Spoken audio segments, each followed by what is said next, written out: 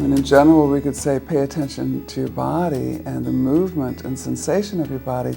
But see, for many trauma survivors, that's just overwhelming.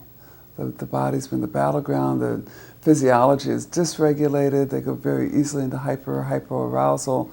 So they're going to pay attention to my body. You got to be kidding, I try to get out of my body.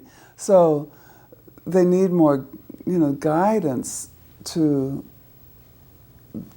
sense the body and then know how to help the body actually process that information. Much like, if somebody is working with, excuse me, with an emotion like grief that they haven't experienced, and you want them to, as a therapist, be able to sense that grief and really kind of be with it, experience it until it resolves by itself. You can think of it the same way with the body, like trauma survivors often experience this kind of trembling, right? Which they either try to shut down by controlling it muscularly, or it gets out of control and they can easily go into a panic state.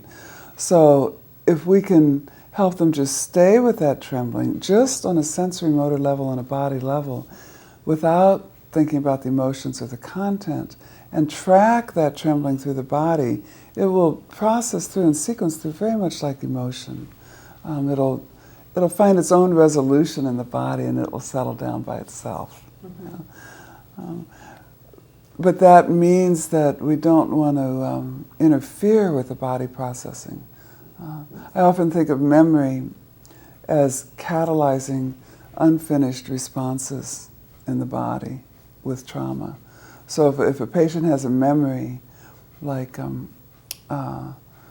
which happens so often with any kind of trauma, sexual abuse, veterans, etc., there's a memory of when they wanted to protect themselves or defend themselves, and the body will do something. It'll tighten up or go like this, or you'll see a tension in the legs for the flight response.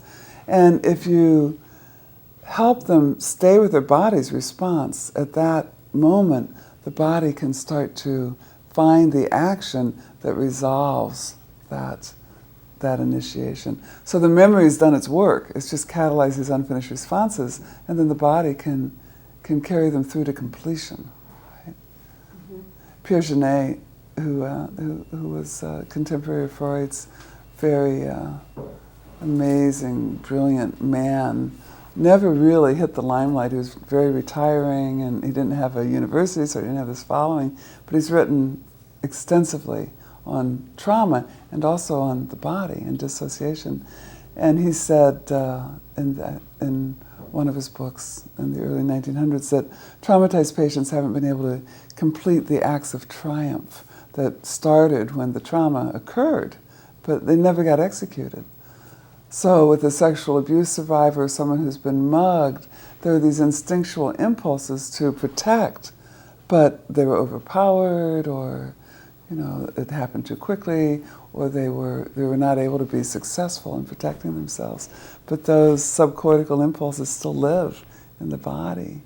And it's, we can discover them through body awareness with a skilled therapist. Mm-hmm. So I think if there's one message for trauma survivors, I would say, your body knows how to heal this. Find someone who can help you work through it with your body. And many trauma survivors do that on their own. They go to yoga classes or model mugging or martial arts or some kind of body or movement therapy because they sense that instinctively, that there's something that needs to happen on that level.